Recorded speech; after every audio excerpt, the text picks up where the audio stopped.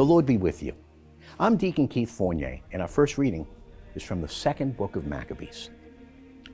Eleazar, one of the foremost teachers of the law, a man already advanced in years and of most noble appearance, had his mouth forced open to make him eat a piece of pork.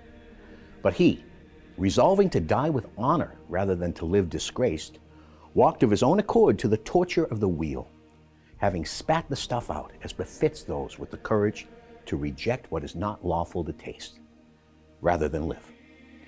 The people supervising the ritual meal, forbidden by the law, because of the length of time for which they had known him, took him aside and privately urged him to have meat brought of a kind he could properly use, prepared by himself, and only pretend to eat the portions of sacrificial meat as prescribed by the king.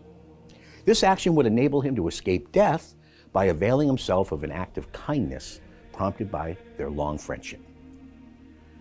But having taken a noble decision worthy of his years, and the dignity of his great age, and the well-earned distinction of his gray hairs, worthy too of his impeccable conduct from boyhood, and above all of the holy legislation established by God himself, he answered accordingly, telling them to send him at once to Hades.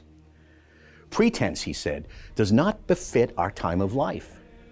Many young people would suppose that Eleazar at the age of 90 had conformed to the foreigner's way of life.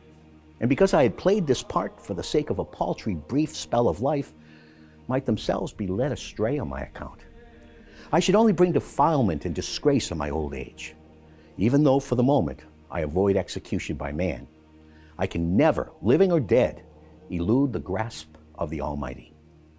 Therefore, if I am man enough to quit this life here and now, I shall prove myself worthy of my old age, and I shall have left the young a noble example of how to make a good death, eagerly and generously, for the venerable and holy laws.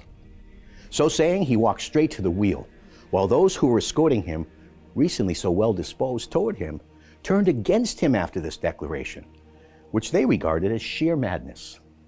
He, for his part, just before he died under the blows, gave a sigh and said, "The Lord, whose knowledge is holy, sees clearly that, though I might have escaped death, from awe of him I gladly endure these agonies of body under the lash, and that in my soul I am glad to suffer."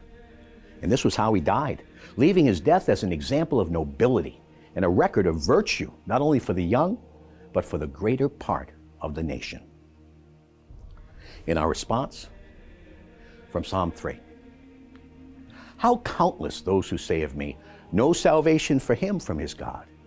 But you, Yahweh, the shield at my side, my glory, you hold my head high. I cry out to Yahweh, he answers from his holy mountain. As for me, if I lie down and sleep, I shall awake, for Yahweh sustains me. I have no fear of people in their thousands upon thousands who range themselves against me wherever I turn.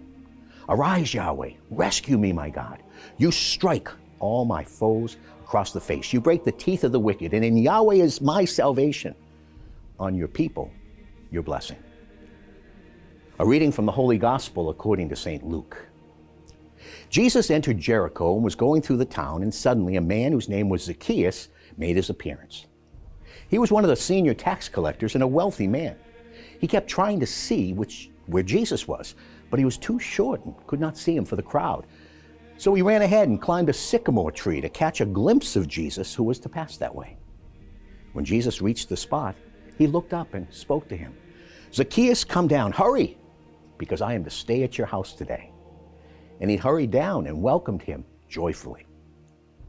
They all complained when they saw what was happening. "He has gone to stay at a sinner's house," they said.